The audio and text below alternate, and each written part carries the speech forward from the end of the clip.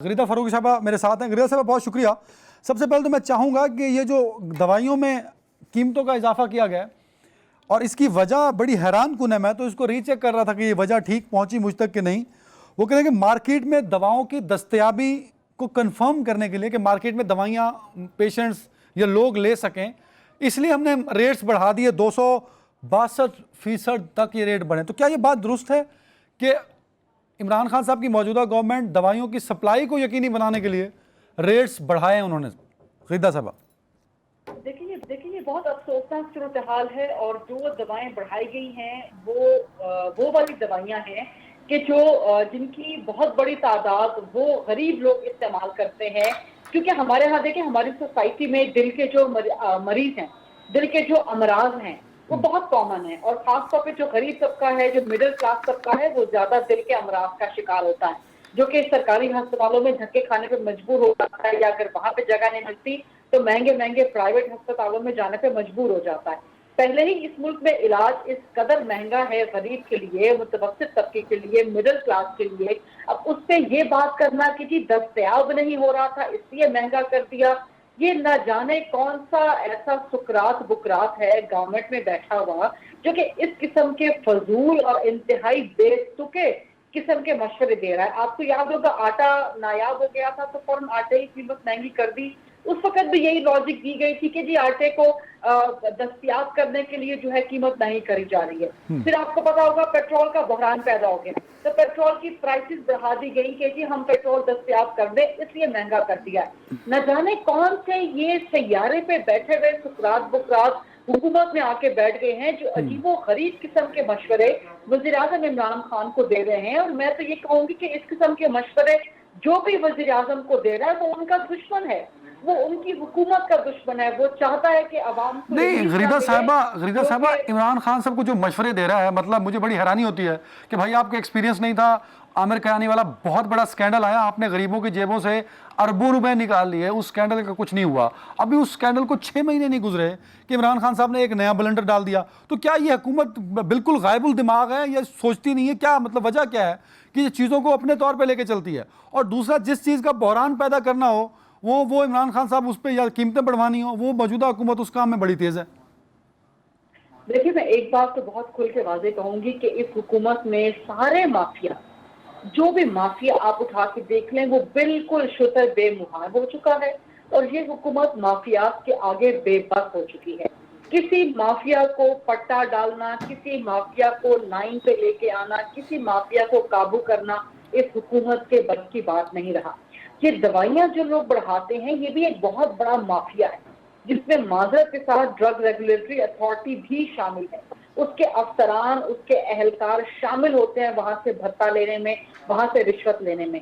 Pharmaceutical کمپنیاں، یہ ساری پورے کا پورا ایک کارٹل ہے، یہ سب لوگ اس میں حصہ دار لیکن ہوتے ہیں۔ غریدہ صاحبہ جو جو ہماری اطلاعات تھیں، کیونکہ ہم اسلام آباد میں رہنے والے جرنلسٹ کو بہت ساری چیزیں بیفور ٹائم بھی پتہ لگ رہی ہوتی ہیں کہ وہ بہت ساری اور ریزن تھیں ڈاکٹر فیصل سلطان صاحب کو لانے میں اور پچھلے ایڈوائزر کو ہٹانے میں۔ تو اس میں ایک ریزن یہ بھی تھی کہ جو مافیا ہے اس کے خلاف بڑا ایکٹیولی رول پلے کریں گے ڈاکٹر فیصل صاحب، لیکن مجھے تو لگتا ہے ڈاکٹر فیصل صاحب آ کے اس مافیا کا حصہ بن گئے یا ان کے فیسیلیٹیٹر ہو گئے ہیں کہ وہ جو بات کر رہے ہیں ان کی بات کو مانا جا رہا ہے۔ دیکھیے میں تو یہ نہیں کہوں گی کہ ڈاکٹر فیصل سلطان اس مافیا کا حصہ بن گئے ہیں یا اس مافیا کے آگے بے بس ہو گئے ہیں، کیونکہ میرے پاس فی الحال ایسی کوئی خبر نہیں ہے۔ ڈاکٹر فیصل ایک اچھی شہرت کے حامل ڈاکٹر رہے ہیں، ان کا انتظامی تجربہ بہت اچھا ہے، اور اسی لیے وزیر اعظم ان کو یہاں پر لے کر آئے تھے۔ لیکن اب دیکھنا تو پڑے گا، سوال تو اٹھانا پڑے گا کہ ڈاکٹر فیصل سلطان کے آنے کے بعد سے، اور پھر انہوں نے خود بھی یہی لاجک دی کہ دوائیوں کو ہم دستیاب کرنے کے لیے مہنگا کر رہے ہیں۔ پتہ نہیں یہ کون سی دیکھیں نا، یہی تو وہ پوائنٹ ہے جس پہ میں آپ سے سوال پوچھ رہا ہوں کہ دوائیوں کی دستیابی، مطلب دوائیاں نہیں آئیں گی اگر مہنگی نہیں کی جائیں گی، یہ تو وہ مافیا کہہ رہا ہے، وہ فارماسیوٹیکل مافیا جو ہے وہ کہہ دیا انہوں نے کہ جی دوائیاں مہنگی نہیں کرو گے ہم سپلائی نہیں کریں گے، اور یہ دوائیاں مجبوری ہیں لوگوں کو خریدنا، مریضوں کو خریدنا، تو یہ تو بلیک میلنگ کا حصہ ہوگا نا، خود ان کو فیسیلیٹیٹ کر رہے ہیں۔ میں وہی تو آپ سے بات کر رہی ہوں، اگر آپ مجھے بات کمپلیٹ کرنے دیں کہ یہ پورے کا پورا ایک مافیا بیٹھا ہوا ہے، اور اس کے لیے جو بھی وزارت پہ بندہ آئے گا وہ ایک بہت تگڑا قسم کا بندہ ہونا چاہیے جو کسی قسم کی بلیک میلنگ کا شکار نہ ہو۔ किसी किस्म के दबाव का शिकार ना हो। लेकिन अभी हम देख रहे हैं कि या तो ब्यूरोक्रेसी काम नहीं करती या ब्यूरोक्रेसी उस माफिया के आगे साथ बेबस हो जाती है या उसके साथ मिलके वज़ीर-ए-आज़म को गलत ब्रीफिंग दे रही होती है। अब वज़ीर-ए-आज़म के पास क्या कहा गया होगा, उनको यही कहा गया होगा देखिए जी दवाइयाँ नायाब हो गई हैं, अवाम को दवाइयाँ मिल नहीं रही और अगर महंगी नहीं करेंगे तो मज़ीद शॉर्टेज हो जाएगी, तो शॉर्टेज खत्म करने के लिए आप ये करेंगे कि महंगी।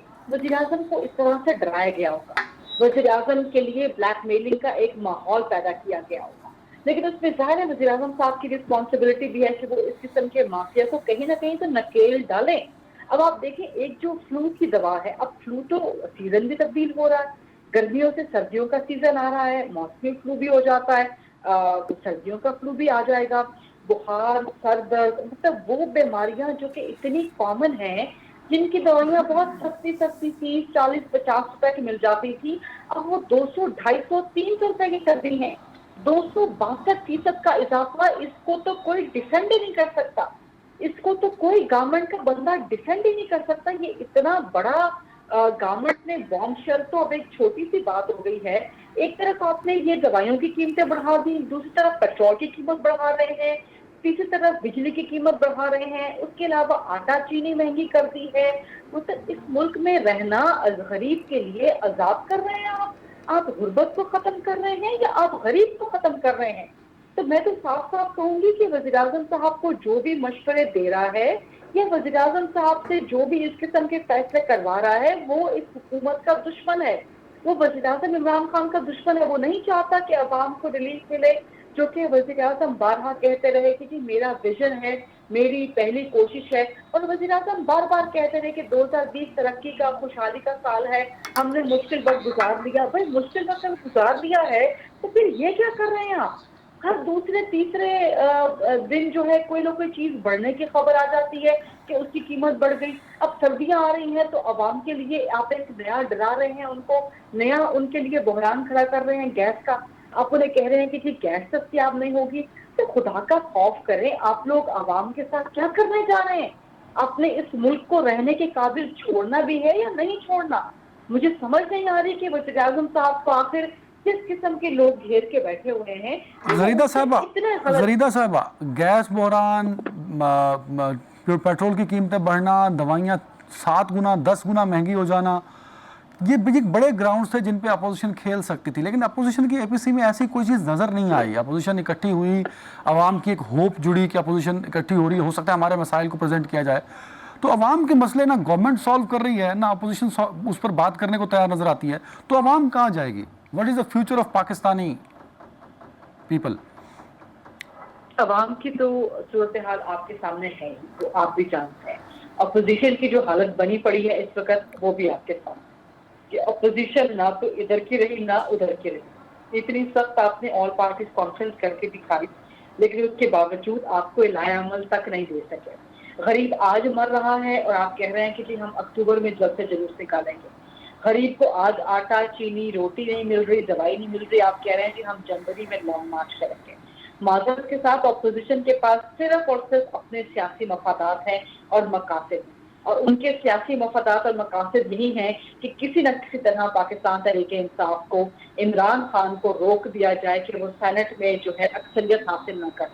क्योंकि सेनेट में भी अगर पाकिस्तान तहरीके इंसाफ इमरान खान ने अक्सरियत हासिल कर ली तो इसका मतलब है कि पार्लिमानी तौर पे अपर हैंड या मजबूत हैंड जो है इमरान खान। गरीदा साहब, एक सवाल पूछने की यहाँ जसारत कर रहा हूँ। मतलब मुझे लग रहा है कि जो आपका जवाब है कि अपोजिशन ये कोशिश कर रही है कि इमरान खान साहब सेनेट इलेक्शन में ज़्यादा नशिस्तें ना लें।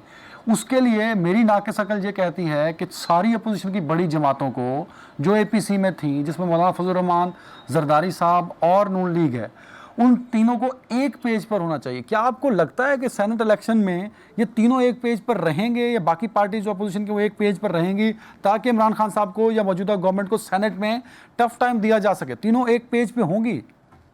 ये आपने बहुत अच्छा सवाल किया है। देखिए इस वक्त सेनेट के आधी आधी सीटों के जो है इंतखाबात होने हैं। और अगर मैं उस डिवाइड में जाऊंगी तो फिर आपके लिए बात जो है बहस कहीं और चली जाएगी, कौन कौन सी सीटों का या कौन कौन से प्रोविंस में कितना डिवाइड है। बट इस वक्त जो शेयर है वो खैबर पख्तूनख्वा, बलोचिस्तान, पंजाब से ज्यादा है, जहाँ पे ऑलरेडी पाकिस्तान तहरीके इंसाफ की हुकूमत है।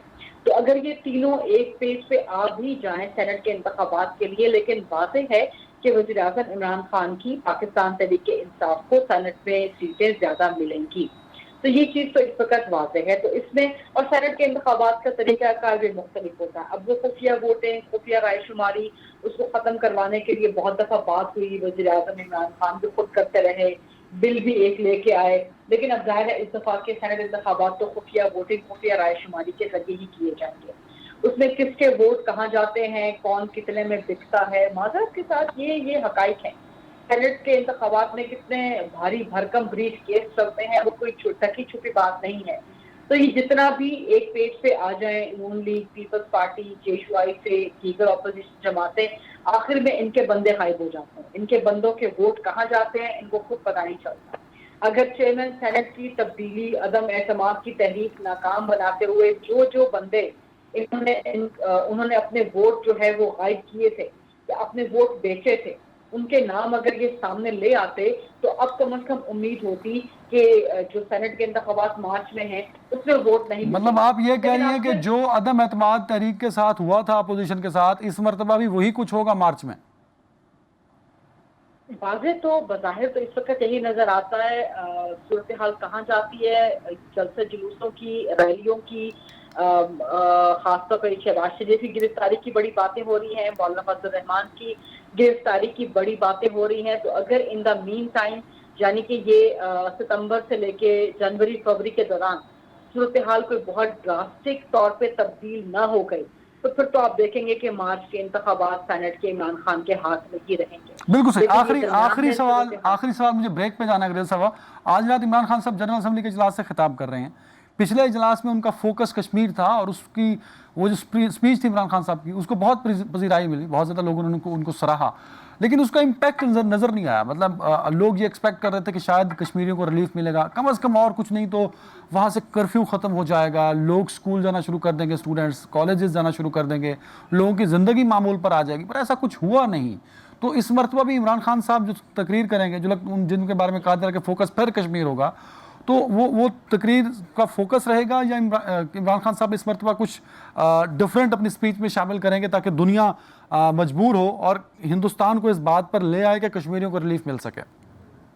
देखिए, जनरल असेंबली का जो इजलास होता है वहाँ पे बेसिकली पॉलिसी स्टेटमेंट आपने देनी होती है और आपने दुनिया भर को आगाह करना होता है अपने नुक्ता नज़र से। तो यकीनी तौर पे कश्मीर तो टॉप ऑफ द एजेंडा रहेगा। गुज़श्ता जनरल असेंबली की तकरीर वज़ीर-ए-आज़म इमरान खान की, मेरा उससे इख्तलाफ था कि कश्मीर सबसे आखिर में डिस्कस किया गया। कश्मीर से ही तकरीर का आपका आगाज होना चाहिए, आपकी अटेंशन पहले लफ्ज से ही पूरी दुनिया की कश्मीर पर डल जानी चाहिए। अब आपने कहा कर्फ्यू वहां से नहीं उठाया गया, बिल्कुल दुरुस्त है। मोदी सरकार जो है वहां पर मुसलसल बरबरियत जारहियत कर रही है, कर्फ्यू उठाएगी तो लोग निकल आएंगे, लेकिन उसका एक दूसरा एलिमेंट जो है कोरोना वायरस के हवाले से भी है।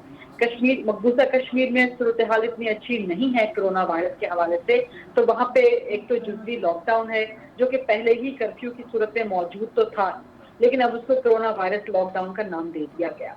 लेकिन उसके दौरान भी मकबूजा कश्मीर के जो आवाम है वो इंसानी हुकूक की उनकी मुसलसल खिलाफ वर्जियाँ हो रही हैं। उन्हें अस्पतालों तक जाने की सहूलत मुयस्सर नहीं है, उन्हें दवाइयों की सूरत हाल मुयस्सर नहीं है, और इस दौरान भी आप देख रहे हैं कि मुसलसल भारतीय जारहियत मकबूजा कश्मीर में भी और लाइन ऑफ कंट्रोल पर भी जारी है। बिल्कुल सही है।